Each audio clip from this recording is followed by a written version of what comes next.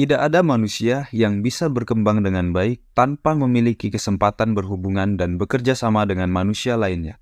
Hubungan dan kerjasama menjadi sesuatu yang hampir pasti di setiap kehidupan seorang manusia dimanapun dia berada. Dengan cara tersebut, kemudian menjadikan manusia saling tergantung untuk kelangsungan dan perkembangannya. Manusia merupakan makhluk sosial yang kehidupannya tidak bisa melepaskan diri dari bantuan dari yang lainnya. Sehingga kehidupan manusia merupakan bangunan relasi antar personal satu dengan yang lainnya. Relasi manusia satu dengan yang lainnya lebih dikenal dengan relasi interpersonal atau relasi antar pribadi. Semakin seseorang membangun relasi dengan sesamanya, maka akan terbangun suatu jaringan interpersonal yang luas. Nah, sobat-sobat sekalian, kali ini kita akan membahas tentang komunikasi interpersonal dalam relasi. Mari kita simak lebih dalam. Relasi interpersonal merupakan relasi antar pribadi yang terjadi di antara dua atau lebih individu. Relasi interpersonal bisa terbangun melalui proses sosial yang melibatkan dua atau lebih individu, seperti hubungan antar pasangan, keluarga, teman, rekan kerja maupun anggota komunitas. Masing-masing dari pihak tersebut memiliki kontribusi sesuai dengan kapasitas membangun relasi dan kepentingan yang diharapkan dalam berelasi. Dalam prosesnya, relasi interpersonal berlangsung melalui tahapan interaksi awal sampai ke pemutusan. Hubungan antar pribadi memiliki perbedaan pada tingkat keluasan atau yang lebih dikenal dengan breadth dan tingkat kedalaman atau yang dikenal dengan depth. Pengembangan relasi interpersonal terjadi melalui beberapa tahapan, sehingga tidak terjadi secara instan. Setiap tahapan yang dicapai atau dilalui memberikan gambaran tentang tingkat keluasan dan kedalaman. Tahapan-tahapan tersebut merupakan pergerakan dari relasi positif hingga negatif. Menurut Joseph DeVito dalam bukunya yang berjudul Komunikasi Antar Manusia tahun 1997, menjelaskan tahapan komunikasi interpersonal sebagai proses psikologi komunikasi yang melibatkan aspek emosi dalam pembentukannya. Tahapan-tahapan tersebut meliputi yang pertama yaitu kontak, merupakan tahapan awal dalam relasi interpersonal dengan memanfaatkan alat indera untuk mempersepsi orang lain dan membuat keputusan melanjutkan hubungan atau tidak. Dalam proses ini, penampilan fisik menjadi indikator dalam melihat terjadinya kontak, karena terlihat dengan mudah dan jelas. Yang kedua yaitu keterlibatan. Keterlibatan merupakan tahapan pengenalan yang lebih jauh pada orang yang telah terbangun kontak. Di tahap ini, seseorang menjadi lebih mengenal diri orang lain dan mengungkap kediriannya. Jika hubungan tersebut dalam bentuk asmara, maka akan ada kencan. Yang ketiga yaitu keakraban. Keakraban merupakan tahapan yang membentuk hubungan yang mengikat antar pribadi. Hubungan pada tahap ini disebut sebagai hubungan primer. Kekasih atau sahabat merupakan bentuk nyata dari hubungan tahap ini. Seseorang akan dengan mudahnya membantu orang lain dan mengungkapkan rahasia dirinya yang terbesar. Yang keempat yaitu perusakan. Tahapan ini terjadi ketika adanya penurunan hubungan antar seseorang yang ditandai dengan melemahnya ikatan hubungan, menjauh dan merasa hubungan tersebut tidaklah sepenting seperti saat hubungan terbentuk dan berlangsung sebelumnya. Dan yang terakhir yaitu pemutusan. Pemutusan merupakan kondisi yang menunjukkan terputusnya tali pengikat hubungan. Proses ini berawal dari peredaan, ketegangan, keresahan, saling tuduh, permusuhan, dan marah-marah, yang kemudian berlanjut pada pemutusan hubungan. Dalam perkawinan, pemutusan ini berupa perceraian atau hidup terpisah. Faktor daya tarik dalam relasi komunikasi antar pribadi.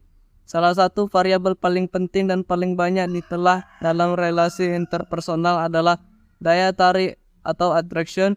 Daya tarik menentukan sikap dan tindakan individu untuk membangun relasi atau tidak dengan individu lainnya. Joseph DeVito dalam bukunya yang berjudul Komunikasi Antar Manusia tahun 1997 mengklarifikasi beberapa kategori yang menentukan daya tarik. Di antaranya, yang pertama yaitu daya tarik fisik dan kepribadian. Relasi interpersonal terjadi karena ketertarikan akan kondisi fisik dan perilaku yang ditunjukkan seseorang. Individu lebih kuat akan membangun relasi pada individu yang lain karena secara fisik dan kepribadiannya menyenangkan, begitu juga sebaliknya. Yang kedua, yaitu membentuk citra, impresi. Membentuk citra merupakan upaya melekatkan karakteristik positif kepada individu yang menurut seseorang menarik dan atau melekatkan karakteristik negatif ketika seseorang dilihatnya tidak menarik. Yang ketiga yaitu kedekatan proksimitas. Relasi interpersonal akan lebih mendalam ketika berlangsung pada area atau ruang yang berdekatan. Individu akan lebih dalam relasinya dengan individu lainnya. Karena kedekatan posisinya, kedekatan secara fisik antarpersonal memungkinkan mereka untuk mengenali satu dengan yang lainnya. Yang keempat yaitu pengukuhan. Relasi interpersonal akan semakin mendalam terjadi ketika seseorang mendapatkan pengukuhan dari orang lain. Pengukuhan yang diberikan seseorang menunjukkan simpati mereka, sehingga hubungan akan lebih dekat terhadap individu yang mengukuhkan diri seseorang. Yang kelima yaitu menghargai orang lain. Relasi interpersonal terjadi karena penghargaan seseorang atas orang lain. Individu-individu yang dihargai akan lebih dihormati dalam relasi dengan individu lainnya. Penghargaan muncul karena kelayakan seseorang untuk mendapatkannya. Yang keenam yaitu kesamaan. Seseorang akan lebih suka mengembangkan relasi interpersonal karena adanya beberapa kesamaan, karakteristik atau identitas pribadinya. Dalam kehidupan sehari-hari, beberapa kesamaan yang menjadi dasar relasi meliputi kebangsaan, agama, suku, budaya, daerah asal, kemampuan fisik, umur, dan sikap serta selera. Yang ketujuh yaitu hipotesis kecocokan. Tidak semua relasi interpersonal terbentuk karena kesamaan-kesamaan. Kecocokan seseorang atas orang lain bisa menjadi faktor penentu terbentuknya relasi interpersonal. Yang terakhir yaitu sifat saling melengkapi, complementarity. Kondisi masing-masing individu seringkali tidak sama atau ada perbedaan. Ada yang memiliki kelebihan tertentu, tetapi memiliki kekurangan pada sisi yang lainnya. Relasi interpersonal sering terbentuk sebagai sebagian dari upaya untuk saling melengkapi satu dengan yang lainnya. Dalam komunikasi interpersonal, relasi akan bersifat positif jika berlangsung melalui proses komunikasi yang efektif. Dalam studi ilmu komunikasi, dijelaskan bahwa komunikasi yang efektif bisa dilihat pada hasilnya. Ada beberapa hasil komunikasi sebagai indikator efektivitas dari relasi komunikasi antarpribadi. Di antaranya yaitu, yang pertama yaitu pengertian atau pemahaman. Pengertian yang dimaksud adalah penerimaan yang cermat dari isi stimuli seperti yang dimaksud oleh komunikator. Komunikasi yang efektif adalah komunikasi yang menimbulkan pemahaman atau pengertian atas sesuatu yang disampaikan dalam berkomunikasi atau pesan. Yang kedua yaitu kesenangan. Komunikasi yang efektif ditandai oleh terciptanya situasi yang menyenangkan di antara pihak-pihak yang terlibat di dalamnya ataupun lingkungannya. Terciptanya situasi yang menyenangkan akan membuat relasi interpersonal akan semakin hangat dan akrab. Individu-individu menjadi tidak ada beban untuk mengekspresikan keinginan, kebutuhan, kepentingannya, dan perasaannya dalam relasi interpersonal. Yang ketiga yaitu mempengaruhi sikap. Komunikasi yang efektif akan mampu mempengaruhi sikap dari pihak yang menerima pesan atau komunikan. Adanya perubahan sikap akan mengindikasikan bahwasannya pesan bisa diterima dan dipahami. Perubahan sikap menunjukkan respon timbal balik komunikan terhadap komunikator. Perubahan sikap menunjukkan pula keberhasilan komunikasi persuasif. Yang keempat yaitu hubungan sosial yang baik. Komunikasi yang efektif akan menciptakan relasi interpersonal yang berbentuk hubungan sosial yang baik di antara individu yang terlibat di dalamnya. Dalam hal ini, implikasi yang lebih akan menciptakan lingkungan sosial yang lebih harmonis serta damai. Akhirnya, konflik sosial akan bisa terminimalisir karena perbedaan-perbedaan yang terjadi bisa dikelola dengan baik. Dan yang terakhir yaitu tindakan. Tindakan merupakan bentuk ungkapan kehendak seseorang dalam dunia nyata yang berimplikasi pada dirinya dan orang lain. Setiap orang mengkehendaki segala tindakan sesuai dengan tujuan yang dikehendaki dan tidak menimbulkan efek negatif pada orang lain. Nah, komunikasi yang efektif membantu seseorang atau individu mewujudkan keduanya. Seperti yang telah dikatakan, manusia merupakan makhluk sosial yang hidupnya membutuhkan dan dibutuhkan orang lain.